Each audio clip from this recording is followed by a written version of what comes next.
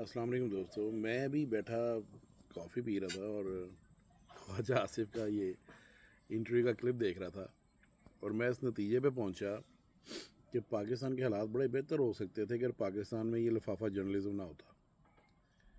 کہ یہ 1 سیکنڈ کی مار ہے، یہ پورا خاندان ان کا بیانیہ، ان کی چیزیں اڑانے میں میرا خیال 5 منٹ کی گیم ہے. کوئی حلال کا سامنے بیٹھ جائے ان کو اڑا کے رکھ دے کہ جتنے یہ بڑے فراڈی ہیں. مہدی حسن نے جس طرح اس کو ننگا کیا ہے، جس طرح ہارٹ ٹاک والے نے اسحاق ڈار کو ننگا کیا تھا، اس طرح کا ایک بھی جرنلسٹ پاکستان میں نہیں ہے. عمران خان میں بھونکنے کے لیے تیار ہے کیونکہ پیسہ جو ہے وہ وہاں سے ملتا ہے شریف خاندان سے، تو عمران خان پہ بھونکنے کی تیاری ہے. تو ذرا سنیں، آپ ذرا سنیں ذرا. یہ سنا تو ہوگا آپ نے، مگر میں کوئی چیز دکھانا چاہتا ہوں. Deprived of proper legal access, on July the 1st, Khan's lawyer was granted only 95 seconds to consult with the former PM. In fact, just this week, Imran Khan's lawyer Salman Akram Raja said that Imran Khan had to join a court hearing via cell phone and WhatsApp from his prison cell. The judge couldn't hear him. He couldn't hear the judge, but the trial continued nevertheless. How is that a fair trial? Let me... He said this on Tuesday. Salman Akram Raja, who once represented... He's operating a Twitter account from the jail cell, you know. Do you know that? You said he was operating from India the other day. Right. I saw you say No, یہ ہوتا ہے journalism, یہ ہوتا ہے journalism. اب اس بندے کے دونوں ہاتھ اٹھتے دیکھنا، تو داسا میں کی کراں، پھر تو داس میں کی کراں، جنہوں کرتے نا. سننا ذرا. India is controlling his Twitter account. Who's then? دونوں ہاتھ دیکھیں، دونوں ہاتھ اٹھتے You دیکھیں. just made two different اس allegations. کو دیکھیں، دونوں ہاتھ اٹھا کے بعد Is دیکھیں. Imran in his prison cell or is it Look at the India? level. You know, it is one... This either he's operating from this cell, or he should at least identify who's operating the... You just said a moment ago that he wanted to sue you for defamation. Yeah. You just claimed that India is controlling Imran Khan's Twitter account. What evidence do you have for that? It's a big claim to make. What's the evidence? The evidence, I cannot publicly disclose the evidence. If you can't publicly disclose the evidence, why make the claim? Wow. Because Wow. We have to trust the Pakistani defense minister. You believe that India is controlling his Twitter account based on what? Intelligence? yeah, based on obviously intelligence. But Nobody's stating it do you really think openly. Pakistanis, they'll believe a lot of stuff. Do you really think they'll believe that Imran Khan is unpatriotic? There's a lot of things you can believe about him. You could say, oh, he's corrupt, he's this, that, whatever. Do you think people will believe that he's working for India? No one seriously believes that.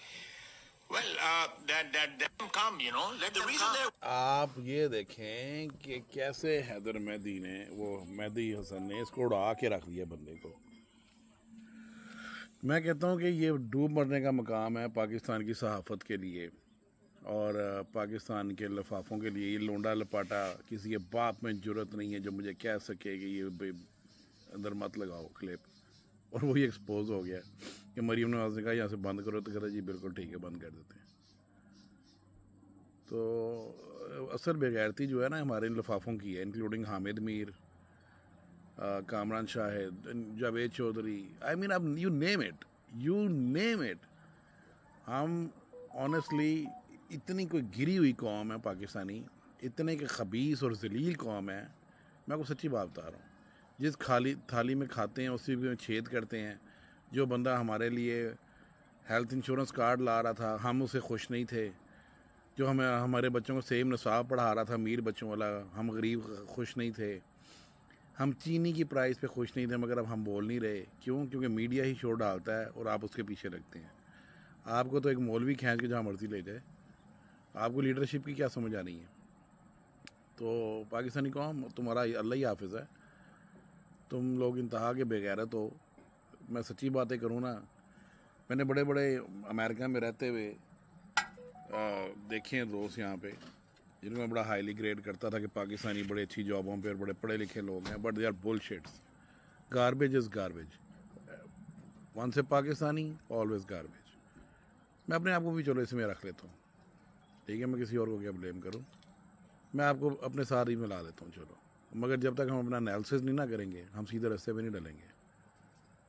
It is شیم فل یار کہ آپ آج تک اس بندے کا ایسا interview نہیں کر سکے اس کو کھولنے کے لیے، جو آپ کو ایک غیر پاکستانی نے آپ کو انٹرویو کر کے دکھایا کہ ایسے کرتے ہیں، اپنے لوگوں کی سے کویشچن ایسے کرتے ہیں. یہ سوالات ہمارے جرنیلوں سے بیٹھ کے کیے جاتے ایسے تو ان کی دھجیاں اڑ جڑتی. یہ بڑی دیر کے آپ کے آگے ننگے ہو جاتے ہیں. مگر ہمارے آگے صحافی وہ بیٹھتا ہے جو ہمارے ساتھ ملا ہوتا ہے. ہم اس کو انٹرویو دیتے ہیں جو ہمارے ساتھ ملا ہوتا ہے. اٹ از شیم فل یار. کبھی سوچیں ان باتوں کے بارے میں, انالیسس کریں کہ آپ لوگ کدھر کو جا رہے ہیں. آپ نے کس لیڈر کو ٹھکرایا ہے, اور ابھی وہ اندر بیٹھا ہوا اپنے بچوں کے لیے نہیں بیٹھا ہوا, وہ آپ کے لیے بیٹھا ہوا, آپ کے بچوں کے لیے بیٹھا ہے. ان کو ایک جیسا نصاب دو. وہ آپ کی آزادی ان لوگوں سے چاہتا ہے. یہ بندہ 35 سال سے کرسی پارلیمنٹ میں لگا کے بیٹھا ہوا ہے, خواجہ آصف. ہم کہتے ہیں کہ اس نے کہا کہ جی پاکستانی فوج نے ٹیررسٹ پالے میں ہیں, اس کے باوجود یہ ڈیفینس منسٹر ہے, کیونکہ آپ کی فوج چاہتی ہے منجن بکے, آپ کی ریاست ایک ٹیررسٹ ریاست ڈکلیئر ہو. ایک امریکن فوجی نے مجھے کہا کہ پاکستان کی فوج وہ واحد فوج ہے جو ہمیں آگے کہتی ہے ہمارے ملک میں بہت دہشت گرد ہیں, اگر ہم نے کنٹرول نہ کیے تو تمہیں لے دے جائیں گے, تو لہٰذا ہمیں پیسہ دو, ہم ان کو کنٹرول کرتے ہیں.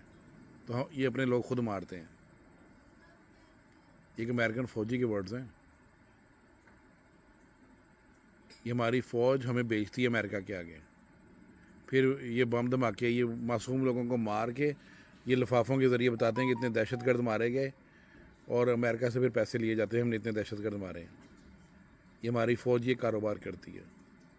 پاکستانیوں, یہ دیوار گرانا کوئی مشکل نہیں ہے. آپ جتنے اکٹھے ہو کے باہر نکل آؤ گے نا, یہ دیوار اتنی آسانی سے گر جائے گی.